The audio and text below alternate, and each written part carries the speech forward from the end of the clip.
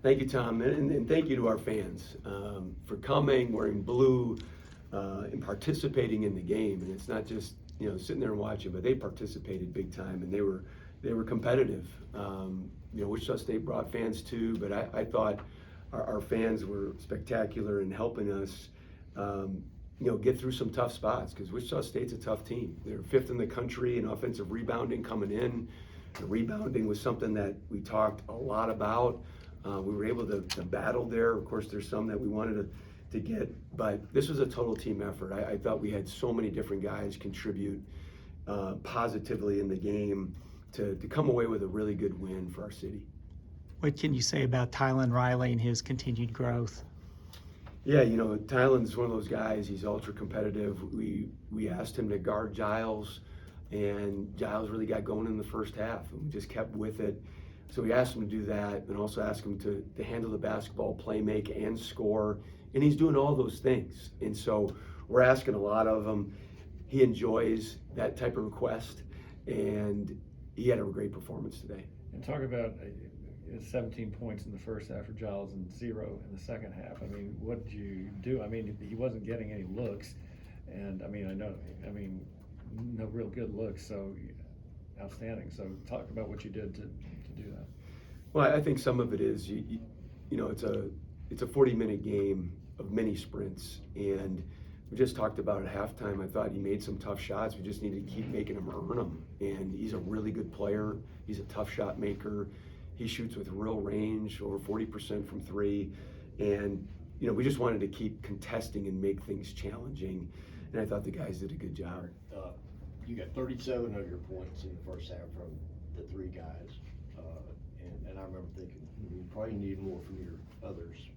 And then over the first 11 minutes of the half, Rigsby, Pola, Jalen twice, Romadine with a stick back. You know what I mean? You got a lot of points from a lot of different sources during that stretch when you separated. Yeah, we'd love to have 4, 5, 6 guys in double figures. Of course, we've got a number of guys that are capable of that, and the opportunities came for Tylen. They were playing drop coverage. There was some stuff, in that little, just outside the box, what we call, not quite mid-range, but not quite a layup. And then I thought that group with Rigsby, Ramad Dean, Ade, Jalen Lawal, and then we also had KJ Martin and Ian Schmeichel. That segment of the second half defensively, I thought those guys were outstanding. And then they were able to turn that defense into offense and give us a real boost. Talk about their star player, Giles. 17 in the first half, 0 in the second half. What'd y'all do in the second half to shut him down?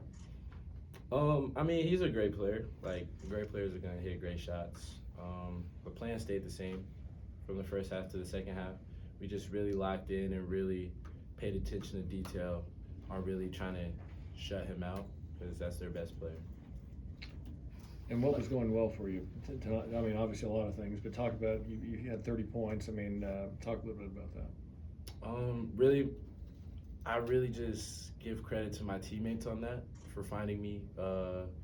They were hooping, so the floor just opened out, and they just allowed me to do what I do, and they had confidence in me, and I have confidence in them to take whatever shot. So a year ago this weekend, you played 4 minutes against Abilene Christian. I'll never forget. Isn't that crazy? Yeah, I'll never forget that. Oh, well, Never. there must be a story to it, but to go in a year's time to go from that to an ESPN televised 30-point game in a big game, big crowd. I don't know. Is the evolution of your career? Is it just like everything's starting to click for you now, or is it just a matter of being in the right place with the right guys at this time? Say a little bit of both, but it's a lot of the second one. I felt it from the moment I came out here in the summer with these guys. Like, this is a great team, great program, and I feel like our team chemistry ever since our team meeting is like through the roof. And to piggyback on what you said, I just use that for motivation. I just feel like I'm not doing anything differently. I'm just really showing the world what I was always capable of doing, and this team is showing the world what we're capable of doing, and use that as motivation every game to get me up and just to really show those people like what they're missing out Yeah, I on. mean, just a really good Tulsa team. 83 points is enough to win a basketball game. And our inability to defend in the second half, I mean, hats off to them.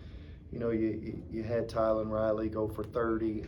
This is only the third time all year that we've been out rebounded. So being a -9 on the glass is just a really rare thing for us. And I mean, they've only been out rebounded 4 times, so I knew the battle of the glass was going to be pretty significant. To be -9 is pretty disappointing. And then, you know, at the same time, 72% from the field for them, and then at the free throw line for us to only make 60%.